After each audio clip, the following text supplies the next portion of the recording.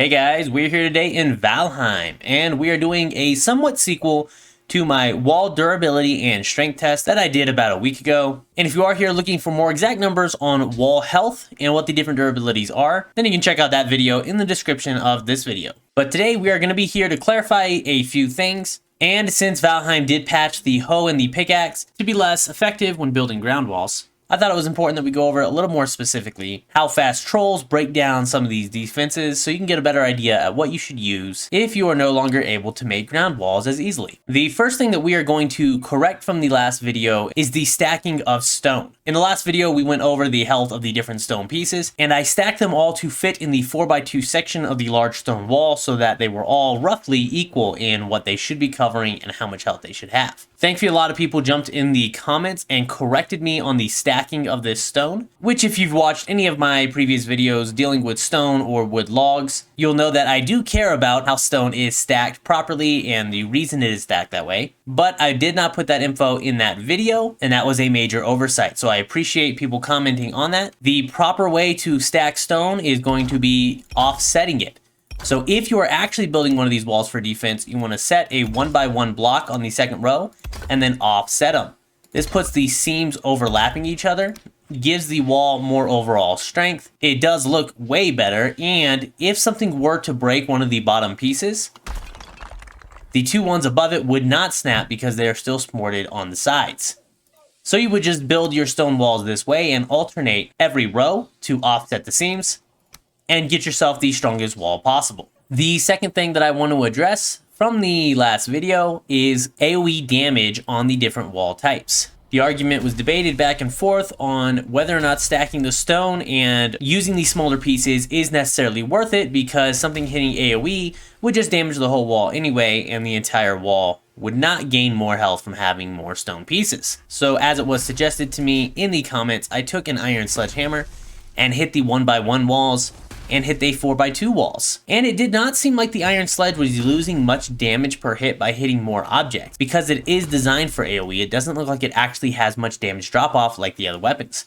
You can see here that with the sword, hitting one solid piece of stone and then hitting all these smaller pieces of stone, there is a noticeable damage drop off, on top of the fact that it does not hit every piece of stone. So when you are using something designed for AoE, there does not seem to be a damage drop off or a damage split the more things you hit, but I do believe that to be the case whenever you're using one of the standard weapons in the game. And that brings us on to trolls. I did trap a troll with 2 ground walls on both sides of it, and then tried out the 4x2, the 2x1s, and the 1x1 walls stacked in front of him to see how long it took him to break it. Obviously, this is not a perfect test, because we cannot control what type of swings the troll does, and some, like his ground slam, are more AoE, and his boulder throw are more single target. But we will just see how many hits it takes in order for him to break each wall. And you will also see in this test again that I did not stack stone correctly. This is simply to keep it in the same 4x2 section and make sure he's hitting the same square footage of stone and not worrying as much about how well the stone stays together when one piece breaks. So that test came out pretty interesting,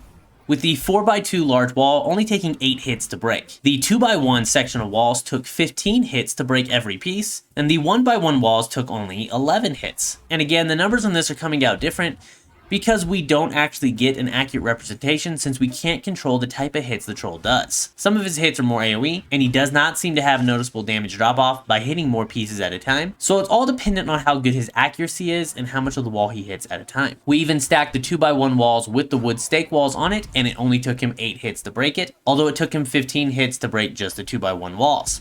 This is obviously because he hit more of them at a time on each hit and was just more accurate, so he broke through faster. We stacked iron poles between a couple of the seams on the 1x1 walls, and he broke it in 13 hits. This is a little bit longer than it took him to break the standard 1x1 walls, but I also ran the 1x1s on a nether test by themselves, and it took 16 hits to break them, so those numbers moved around the entire time. So technically, a lot of you guys in the comments are right that it doesn't matter if you use the 4x2 wall or the 1x1s or 2x1s, the troll is going to break through just as fast. Depending on the accuracy, that can definitely be true. So if you're going for cost efficiency, then definitely use the 4x2 walls, because a troll is going to break through some of these walls just as quickly as the others. And if you're going to have to repair it anyway, you might as well go with what costs a little bit less. However, the important thing that I noticed was a few of the times he did break through the top piece first. So I put him in a ring of just 1 by 1 high to see if he could walk out of it and chase me, which he cannot. He would just attack the walls over and over, trying to break through again. So if you do get a situation where a troll does not break the whole wall together and his accuracy is a little poor, then it is actually effective to stack the stone this way, because when he breaks some of the top pieces, or if he just breaks a small opening, he can't pass through it still, giving you time to get out there and try and get his attention. Although this doesn't work every time, depending on the troll's accuracy, if you are trying to protect more important buildings, it's worth investing a little bit more into your wall to give you that extra time to get out there. The biggest problem with the trolls raiding your base is the amount of time to get outside of your wall to get their attention.